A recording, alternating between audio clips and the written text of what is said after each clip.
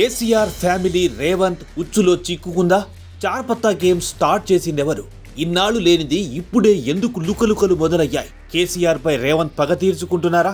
తెలంగాణ రాష్ట్ర రాజకీయాలు చూస్తుంటే ఎవ్వరికైనా సరే మదిలో ఇలాంటి ప్రశ్నలే మెదలక మానవు. ఎందుకంటే తెలంగాణ ఉద్యమ సమయంలోనూ ఆ తర్వాత 10 ఏళ్ల పరిపాలనలోనూ కేసీఆర్ ఫ్యామిలీ అన్ని విషయాల్లోనూ కలిసికట్టుగా ముందడుగేసింది. పదవుల దగ్గర నుంచి పార్టీలో నాయకత్వం దాకా ఎక్కడా ఎవ్వరికి ఎలాంటి సమస్య రాలేదు. కానీ అధికారం కోల్పోయాకే అంతా మొదలయ్యింది. కలిసికట్టుగా ఉన్న ఫ్యామిలీలో రచ్చ మొదలయ్యింది.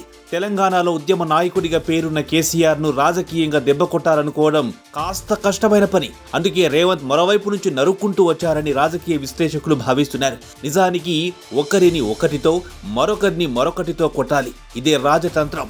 రాజకీయాల్లో కేసీఆర్ ఎంత అనుభవజ్ఞులైనప్పటికీ ఫ్యామిలీ విషయాల్లో మాత్రం ఆ అనుభవం పనిచేయడం లేదు. ఇన్నాళ్లు కేసీఆర్ నాయకత్వంలో ఒక్కతాటిపై నడిచిన వాళ్లు ప్రస్తుతం ఎవరికి వారు సొంత అజెండాతో రాజకీయం చేస్తున్నట్టు కనిపిస్తోంది. పార్టీ వర్కింగ్ ప్రెసిడెంట్గా కేటీఆర్, పార్టీలో సీనియర్ నాయకుడిగా హరీష్ రావు, కేసీఆర్ కూతురిగా కవిత, మరోవైపు అధినేతగా కేసీఆర్, ఇలా నలుగురు 4 గ్రూపులుగా విడిపోయారని ప్రత్యర్థి పార్టీలు రకరకాల ఆరోపణలు చేస్తున్నాయి. నిజానికి కాంగ్రెస్ పార్టీ తెలంగాణలో అధికారంలో వచ్చిన తొలినాళ్లలోనే హరీష్ రావు కాంగ్రెస్ లోకి వెళ్తారని ప్రచారం జోరుగా సాగింది. హరీష్ రావును బీఆర్ఎస్ నుంచి విడదీసేందుకు కాంగ్రెస్ పార్టీ తీవ్రంగా ప్రయత్నిస్తుందని అప్పట్లోనే రకరకాల కథనాలు వినిపించాయి. కానీ ఆ బంధం విడిపోలేదు. ఆ తర్వాత కేటీఆర్, హరీష్ రావు మధ్య పోటీ నడుస్తుందని, వారిద్దరికీ అస్సలు పొసగడం లేదని ప్రచారం జరిగింది.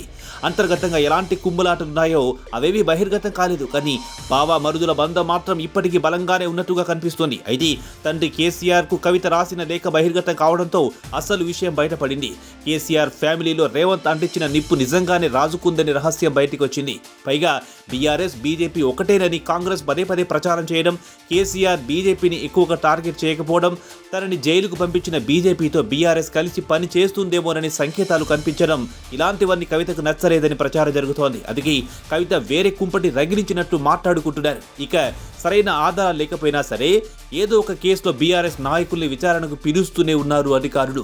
ఫార్ములా ఈ కార్ రేస్ కేసులో కేటీఆర్ విచారణ వ్యవహారం చూస్తే ఎవ్వరికైనా సరే చిత్రంగానే అనిపిస్తుంటుంది.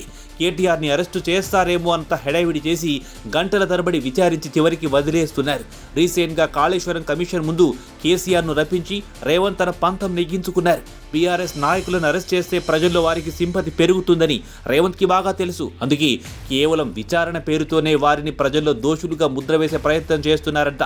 అరెస్టులకు భయపడం ఉద్యమం నుంచి పుట్టిన బిడ్డలమని బీఆర్ఎస్ నాయకులు డైలాగులు కొడుతున్నారు. కానీ అదంతా రేవంత్ ప్లాన్ అని, రేవంత్ ఉచ్చులో వారు చిక్కుకుంటున్నారని రాజకీయ విశ్లేషకుల మాట.